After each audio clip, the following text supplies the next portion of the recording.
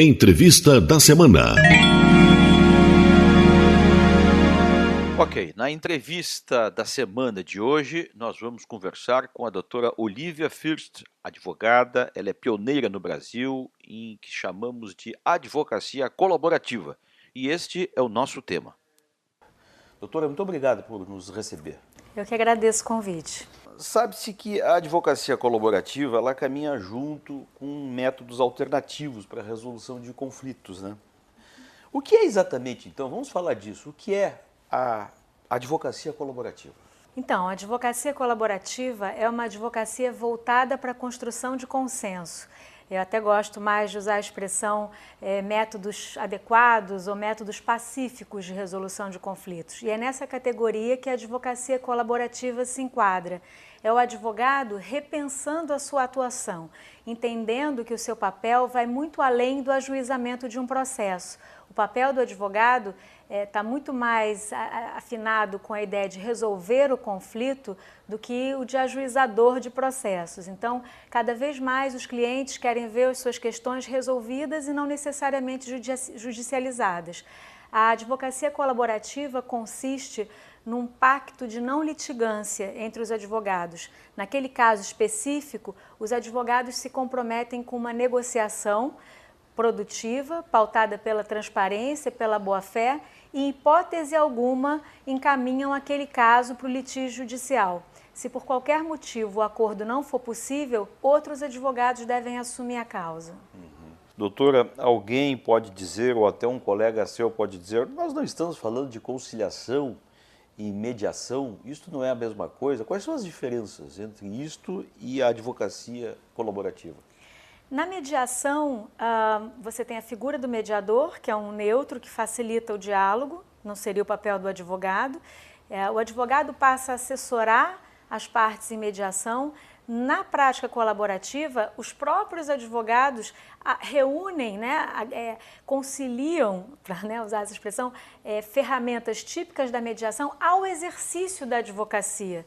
Então, eu posso atuar colaborativamente, eu posso potencializar a minha chance de construir acordos e chegar a conciliações, mas com uma abordagem mais densa e mais completa das questões, que são muito complexas. Então, é trazer para o exercício, para a essência do advogado, esse novo instrumental que a gente aprende com a mediação e com a conciliação, mas incorporar isso no exercício da advocacia. Esta questão agora da advocacia colaborativa, envolvendo outros profissionais, trazendo eles para o mesmo assunto, isto está dentro da instituição do judiciário? Ou seja, esta matéria está institucionalizada como uma questão jurídica, do mundo jurídico? Então, quando a gente começou a estudar e a incorporar essa técnica na nossa realidade, na cultura, a gente começou a estudar os nossos estatutos e código de ética e legislação, e a gente percebeu que não existe nenhuma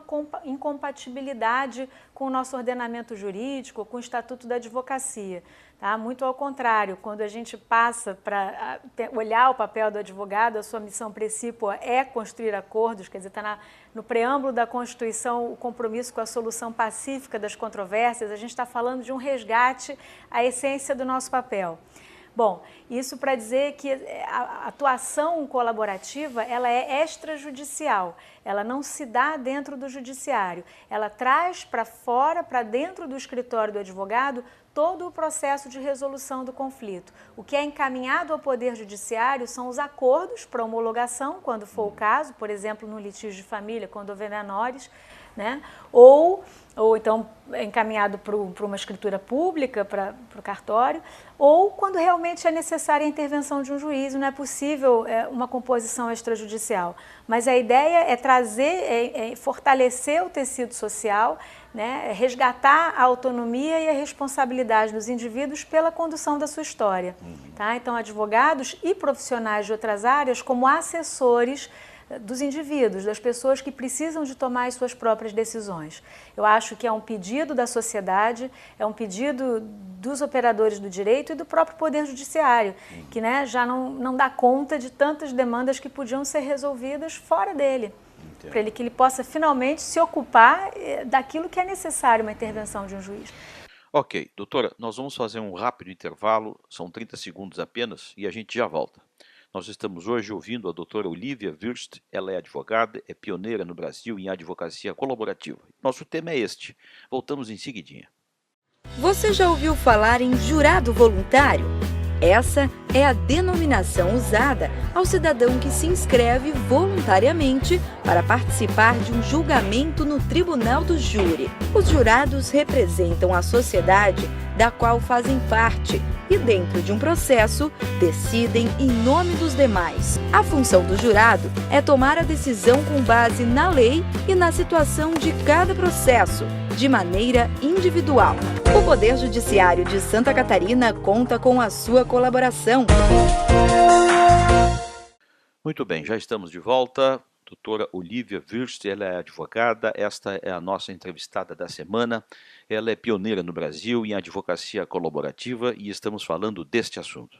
A senhora, nos seus artigos, nas suas palestras, a senhora tem dito que as primeiras capacitações feitas de operadores do direito para práticas colaborativas já alcançou um número bem expressivo, né? E aí eu lhe pergunto, isso significa exatamente que vem vindo aí um novo advogado, um novo tipo de encarar as coisas na área dos processos? Eu acredito que sim, eu acredito que tem uma nova advocacia vindo, existe, como eu disse, uma demanda por parte da sociedade por formas mais eficientes de resolução de conflitos, né? Formas que preservem relacionamentos e parcerias importantes. As pessoas já entenderam o custo do tempo, o desgaste emocional do processo litigioso para determinadas situações, não é para todas as situações, mas eu acho que hoje o advogado que não conhece ou não maneja essas ferramentas com alguma habilidade, não precisa de ser um especialista, né? Acho que a gente tem que ter vários especialistas, está fora do seu tempo.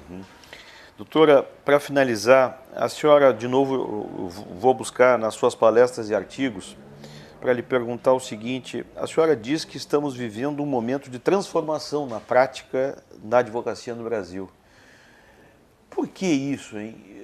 Isto é apenas esta tese do colaborativo ou isto é uma coisa maior que vem vindo aí nas transformações no mundo jurídico? Eu acho que é maior, eu acho que vem uma transformação, vem uma mudança de paradigma e o que é curioso é que quando a gente, como eu disse, a gente para ver, parece que é um resgate à nossa essência, né? A essência pacificadora. Eu acho que o advogado está repensando o seu papel, está redefinindo o que seja bem atender um cliente. Está redefinindo o que é prestar um bom serviço, o que significa ganhar a causa.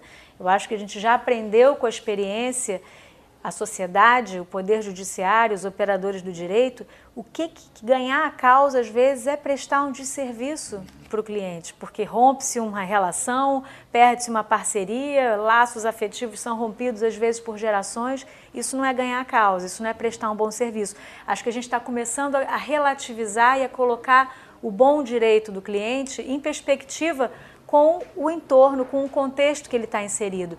Eu acho que isso faz parte de um movimento maior, acho que as práticas colaborativas vêm como mais uma possibilidade, não a única nem a melhor, mais uma possibilidade, mais uma ferramenta a serviço dos operadores do direito e de toda a sociedade. Doutora Olivia, muito obrigado pela entrevista. Muito obrigada, eu que agradeço. Muito bem, esta foi a nossa entrevista da semana. Nós conversamos com a doutora Olivia Wurst, ela é advogada, pioneira no Brasil em advocacia colaborativa e falamos um pouco sobre este assunto. Voltamos na semana que vem com a entrevista da semana. Até lá!